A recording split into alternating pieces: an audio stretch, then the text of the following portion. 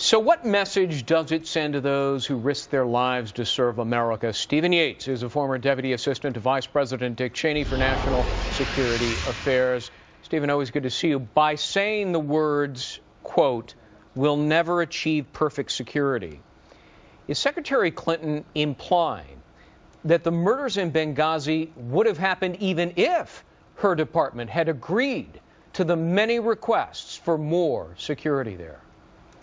I do believe, Greg, that she is putting forward a bit of a false choice or a straw man argument. Of course, perfection is not really what people are calling into question here. It's whether reasonable measures had been taken, whether reasonable requests for added security had been given due consideration. Right. And it really comes down to management of resources, not some question of can you stop all violence from coming your way. Well, and they were asked about management of resources on Wednesday in front of Congress. The State Department admitted under oath that, yes, we did turn down repeated requests for more protection in Benghazi. And when they were asked why, they said, well, there's no evidence that more security would have stopped the attack.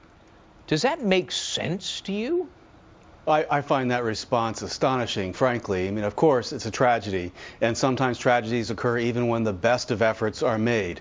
But I think there are a lot of reasonable questions about these particular circumstances that suggest that reasonable measures were not, in fact, taken. We have a $1.8 billion annual budget for diplomatic security. Is that somehow not sufficient to make sure there's adequate approaches to these war zones and post-conflict areas? Well, here's the deal.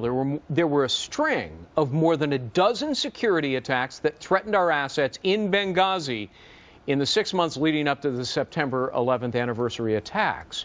So many of those incidents that the former head of security there said that these security lapses should have been totally obvious to everybody.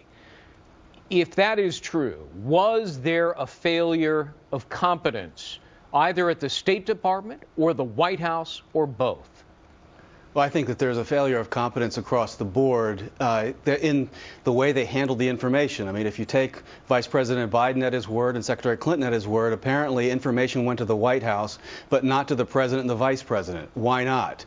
Apparently, there were multiple requests for enhanced security that the President and the Vice President apparently had no idea about. If the picture wasn't clear, why did they push Ambassador Rice out on television to give a narrative that is now proven false? Right. There are a lot of decisions made in the course of managing this issue that, in retrospect, really do look incompetent. Well, during the debate, I'm sure you noticed it, Vice President Biden blaming intelligence officials for the incorrect initial information.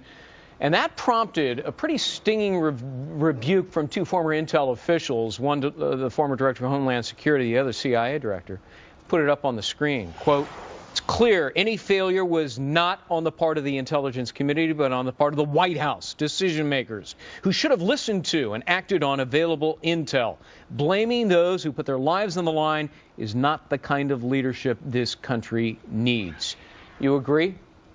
I agree completely. I mean, like many other people who have lived in the White House national security information environment, diplomatic cables, intelligence reporting, a lot of live information comes in, and it's the duty of the people on deck there to get it to the National Security Advisor and to the Chief of Staff, and it's their jobs to get it to the President and others. There's absolutely no excuse to have ignored this information stream, and by all accounts, including sworn testimony before the Congress, accurate information was coming in that this had nothing to do with the video. It did have something to do with Al-Qaeda, and they said otherwise. Well, in the days and weeks ahead, we suspect we'll hear a lot more about this that may be shocking. Stephen Yates, thank you very much.